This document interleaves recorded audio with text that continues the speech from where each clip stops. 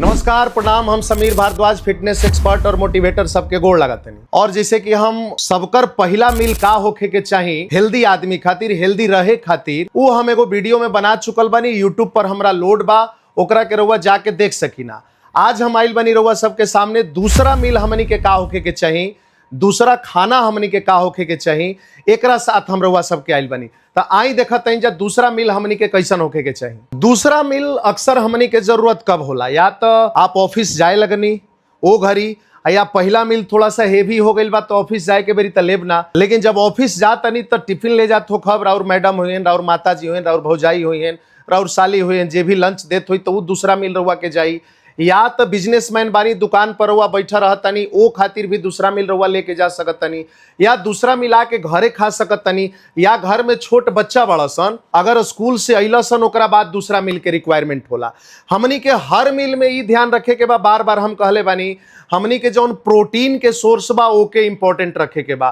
कारण कि हमनी के जितना इंडियन फूड होला ना, ओकरा में कार्बोहाइड्रेट बहुत ज्यादा होला, और यही के वजह से कैलोरी सरप्लस हो जाला। आ लोग के शुगर के बीमारी, मोटापा के बीमारी, और कई तरह के देखा तो अब शुगर और डायबिटिक में भारत दुनिया के मतलब 1 नंबर पर आवे वाला जगह हो गई बा। तो दूसरा मील के हमनी के सजाइब जा कैसे का होखे के चाहिए, एकरा के तनी ध्यान दी। जैसे हमनी के भोजन में प्रोटीन अगर रखत तनी जा तो हमनी के पूर्वज जौन बड़न वो एगो कॉम्बिनेशन बनैले बड़न। काहे, जिससे देखी दाल के बात करत तनी, दाल लोग कहेले प्रोटीन के सोर्स है, लेकिन हम ना मानी कि दाल प्रोटीन के सोर्स है। स्टडी भी कहता कि दाल प्रोटीन के सोर्स ना है। एकरा में आश्चर्य व्यक्त मत करब जा, काहे हम एक एक्सप्लेन करत तनी। अब देखी जितना भी प्लांट प्रोटीन बा ओकरा में खास तौर से देखा मेथियोनिन कम होला, एगो इसेंशियल अमीनो एसिड है, ओकरा मेथियोनिन कम होला, लाइसिन ज्यादा होला। अब वह चावल में जाई, दाल के साथ जनरली लोग चावल खा ले, तो चावल में देखब कि ओकरा में लाइसिन कम होला, मेथियोनिन ज्यादा होला।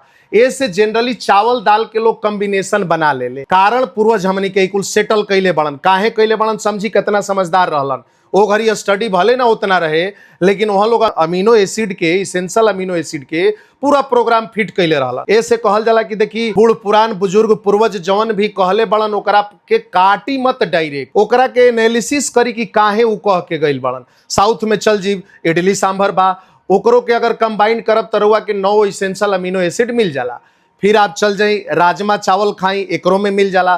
तो प्लांट प्रोटीन के साथ देखत हो कब एगो कॉम्बिनेशन हमनी के पूर्वज बनैले रहत हुई है। लेकिन समस्या कहाँ आवेला, समस्या आवेला जिससे कि हम अगर 100 ग्राम दाल के बात करी, 100 ग्राम दाल में 20 से 25 ग्राम हमरा प्रोटीन होला, लेकिन 100 ग्राम दाल के जब रउआ पका देव, कुक कर देव, तो 4-5 कटोरा हो जाई।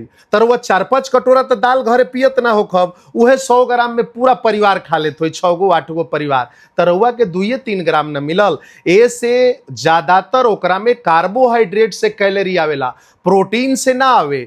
याद रखब, दाल कभी भी रिच प्रोटीन के सोर्स ना हो। हाँ, अब शाकाहारी बानी तो दाल ना खाई तो का खाई, हमने की कहत कि दाल चावल मत खाई, दाल चावल खाई, लेकिन एक बढ़िया प्रोटीन के सोर्स रखी जौन राउर पूरा इसेंशियल अमीनो एसिड के पूरा करो और राउर प्रोटीन इंटेक के भी सही रखो। खास तौर से हम दूसरा मील में सजेस्ट करत तनी रहुआ के का रही, अगर शाकाहारी बानी तो पालक पनीर अपना साथ रखी खाना में। काहे पालक पनीर, देखी पनीर में टोटल 9 इसेंशियल अमीनो एसिड होला, यानी वो कंप्लीट होला। तब पनीर रख ली आ ओकरा साथ पालक रख ली। अब पालक में ऑक्सैलेट होला तो थोड़ा सा कैल्शियम के एब्जॉर्प्शन कम करेला, यही से तो पनीर ओकरा साथ कंबाइन कैनी हा। पनीर में कैल्शियम ज्यादा होला। तो ये देखी रउआ बच्चा के, रउआ घरे लड़की बड़ी, चूंकि लड़किन के कैल्शियम वगैरह, आयरन वगैरह के ज्यादा रिक्वायरमेंट होला।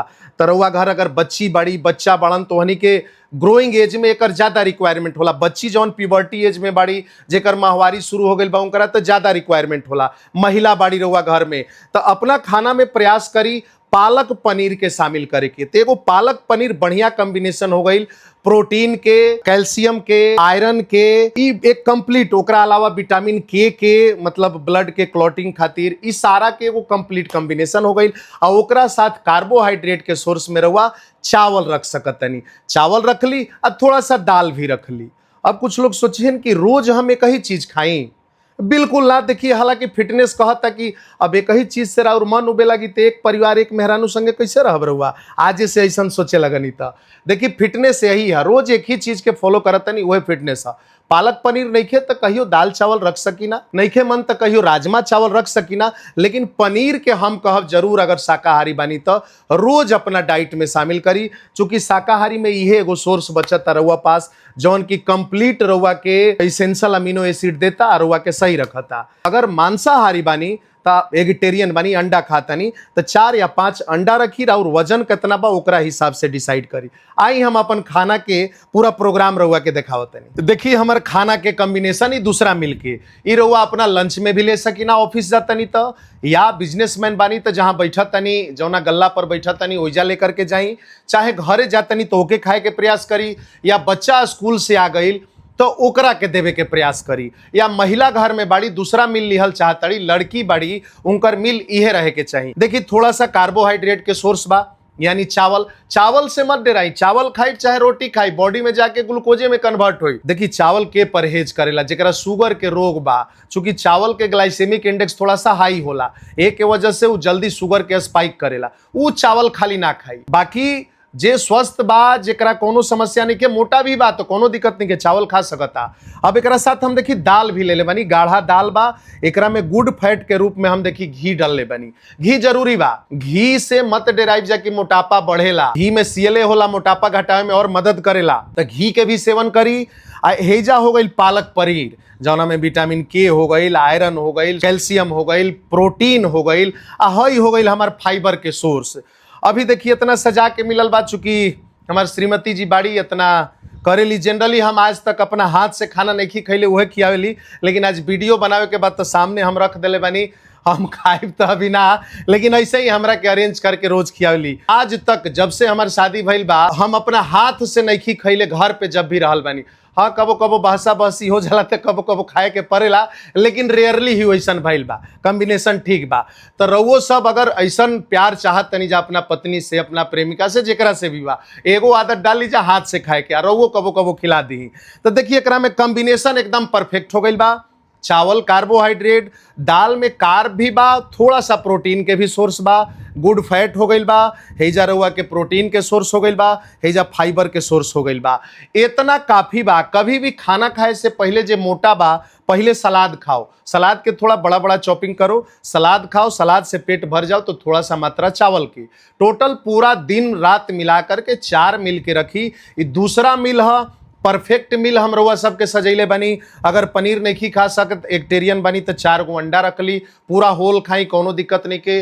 ज्यादा मोटा बानी, खूब ज्यादा ओबीस बानी, तब का कर सकीना कि अंडा में के हटा के योल्क जौन कहल जाला, व्हाइट वाला खाली 4 गो खाई, लेकिन प्रोटीन भोजन में रखी। अगर एकरा से भी पूरा नहीं खे होत तो कम से कम 1 चम्मच हुए ली, लेकिन प्रयास करी नेचुरली खाए खातिर। शाकाहारी भोजन थोड़ा सा कॉस्टली बनेला।